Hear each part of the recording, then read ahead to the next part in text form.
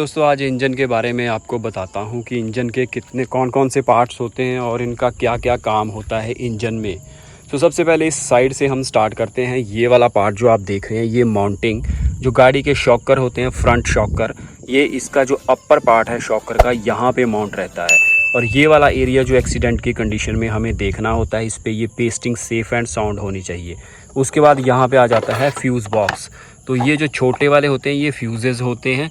उसके अलावा ये बड़े वाली जो हैं ये रिलेज़ होती हैं, ये सारे सर्किट को कंप्लीट करती हैं और कंट्रोल करती हैं। लाइक ये वाली जो रिले है ये जो फ्यूल पंप होता है उसको कंट्रोल करती है, उसकी पावर सप्लाई को कंट्रोल करती है। उसके बाद आ जाती है हमारी बैटरी।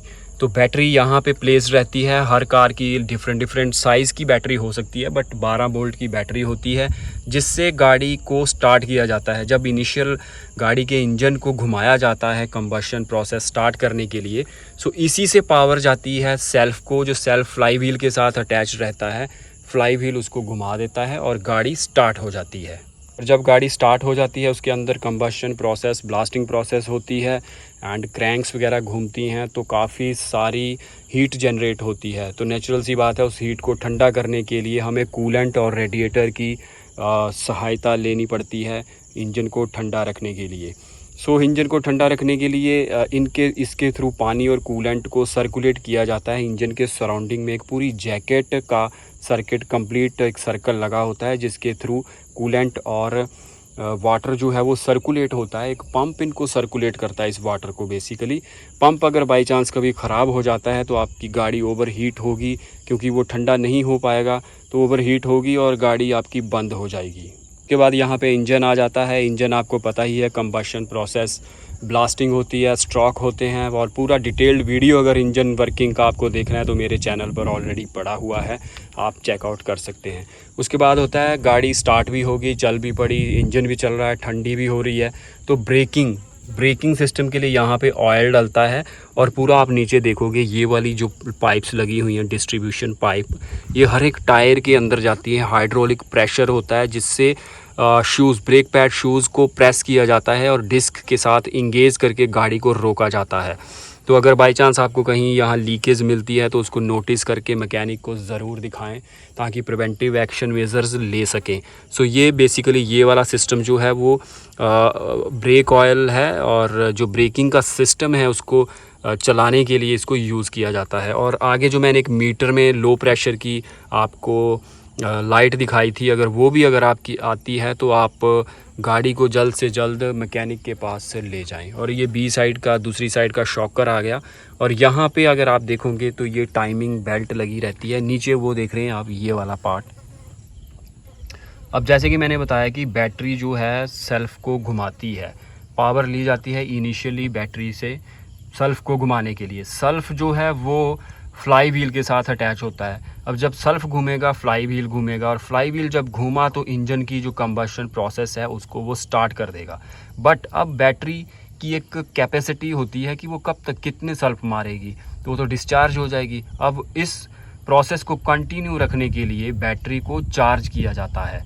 तो चार्ज करने के लिए ये काम करता है अल्टरनेटर, इसको अल्टरनेटर कहते हैं। और ये पावर प्रोड्यूस करता है घूमने से, और जो पावर प्रोड्यूस होती है वो पावर सीधी इसकी आउटपुट जाती है बैटरी को, चार्ज होती रहती है बैटरी।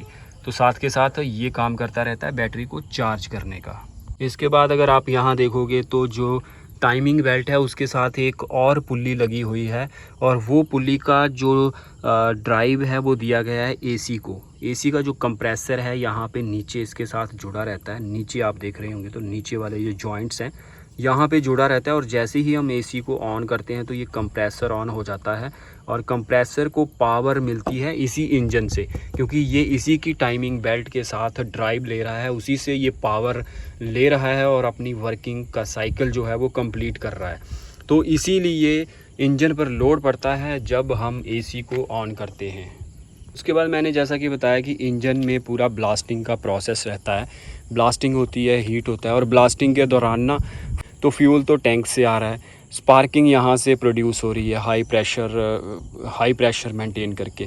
उसके बाद ऑक्सीजन कहाँ से मिल रही है, तो वो ये जो फ़िल्टर सिस्टम लगा हुआ है ये फिल्टर्ड एयर अंदर भेजता है, ताकि जो कार्बन या दूसरी अदर डस्ट या जो एक्यूमुलेट होती रहती है डस्ट ब्लास्टिंग प्रोसेस के दौरान, वो इकट्ठी ना हो, इसलिए फ़िल्टर्ड एयर गाड़ी के अंदर भेजी जाती है। और फ़िल्टर्ड एयर, इसमें यहाँ फ़िल्टर लगा होता है जो सर्विस के दौरान हम उसको चेंज कर देते हैं। ये चेंजेबल कंज्यूमेबल पार्ट होता है जो हर सर्विस के बाद चेंज हो जाता है। सेम एयर की जो अशुद्धियाँ होती हैं वो फ़िल्टर से निकाल सकते हैं। और अगर बात करें फ्यूल की, तो उसके लिए भी फ्यूल फ़िल्टर लगा रहता है। फ्यूल फ़िल्टर से आप डीज़ल जो गाड़ी के अंदर जा रहा है या पेट्रोल गाड़ी के अंदर जा रहा है उसको फ़िल्टर करके उसके अंदर भेजा जा सकता है, ताकि अंदर जो कंबशन के दौरान कार्बन जनरेट हो रहा है वो कम से कम सिलेंडर्स के ऊपर और इसके हेड के ऊपर कम्युलेट हो। तो मैंने आपको पहले भी बताया था कि जब हम गाड़ी को 2-3 महीने चला लेते हैं तो उसके बाद हमें ना गाड़ी को हाई एंड आरपीएम पर चलाना चाहिए। मतलब गाड़ी के इंजन में जो एक रेड लाइन होती है उस पर चलाना चाहिए। वैसे नॉर्मली भी मैं सजेस्ट नहीं करता, बट 2 महीने में एक बार ज़रूर चलाएं। उससे क्या होगा कि आपकी गाड़ी जो है वो हाई आरपीएम पर चलेगी, पूरा यहाँ से वाइब्रेट होगी, और जो थोड़ी बहुत, मैं ये नहीं कहता कि ये बिल्कुल कारगर तरीका है, बट कुछ परसेंट ये आपका जो अंदर कार्बन जमा हुआ है उसको निकाल देगा और उसकी क्लीनिंग कर देगा। बट ये वंस इन अ वाइल होना चाहिए, कभी कभार इसको आप चलाओ और टेस्ट करके देखो। उसके बाद आपकी गाड़ी की पिकअप भी बढ़ेगी और ऐसा करने से आपकी गाड़ी की लाइफ भी बढ़ सकती है। और उसके बाद आगे आपको रात में चलने की लाइट्स लगी होती हैं, एयर इनटेक के लिए ग्रिल्स लगी होती हैं, और ये सारी चीज़ें इंजन में रहती हैं। उसके बाद वाइपर के सिस्टम के लिए यहाँ अंदर, इसके अंदर मोटर्स लगी रहती हैं। यहाँ नीचे अगर आप इसके नीचे देखोगे तो ब्लोअर होगा, जो सर्दियों में हम गर्म हवा लेते हैं तो वो वहाँ ब्लोअर से जाती है। सो ये सारे मेन कंपोनेंट रहते हैं जो बेसिक फंक्शंस थे मैंने इस गाड़ी के, या किसी भी गाड़ी में सारे यही बेसिक फंक्शन होते हैं। बैटरी होती है, सर्किट सिस्टम होता है जहाँ से पावर डिस्ट्रीब्यूट होती है, चाहे आपकी आगे की लाइट हो या पीछे की लाइट्स हो, हर जगह के लिए यहाँ से डिस्ट्रीब्यूशन होता है। और इसके अलावा एक फ्यूज़ बॉक्स जो है वो ड्राइवर जो बोनट होता है वहाँ नीचे भी लगा रहता है, तो उसके अंदर भी सारे सर्किट कंप्लीट करके वहाँ पे फ्यूज़ बॉक्स के साथ उनको कंप्लीट किया जाता है। फ्यूज़ेस का मेन काम यही होता है कि बाय चांस कोई शॉर्ट सर्किट होता है तो वो करंट जो है बहुत हाई रेटिंग में फ़्लो करता है, तो उस दौरान वो जल जाता है और कोई बड़ा नुकसान होने से गाड़ी का बचा लेता है। स्टार्ट भी हो गई, पावर प्रोड्यूस भी होगी, इंजन भी चल रहा है, चार्जिंग भी हो रही है। अब बारी आ जाती है पावर को ट्रांसमिट करने की, तो वो मैं शायद यहाँ से आपको नहीं दिखा पाऊँगा। नीचे डिफरेंशियल होता है और उसके आगे गियर बॉक्स लगा होता है जहाँ से पावर ट्रांसमिट होती है, और फिर उसके बाद वो ड्राइव लेके पूरी आगे के जो फ्रंट एंड ड्राइव होती हैं गाड़ियाँ, उनके आगे में टायरों में पावर ट्रांसमिट होती है, और जो पीछे होती हैं वो यूनिवर्सल जॉइंट शाफ्ट के साथ वो पीछे टायर को ड्राइव जाती है। सो इस तरीके से ये बेसिक नॉलेज है कार का, मैंने सोचा कि आपको देना चाहिए। सो यही था आज का वीडियो। उम्मीद करता हूँ पसंद आया होगा। पसंद आया तो चैनल को लाइक, शेयर और सब्सक्राइब करें। Thank you guys, thanks for watching this video.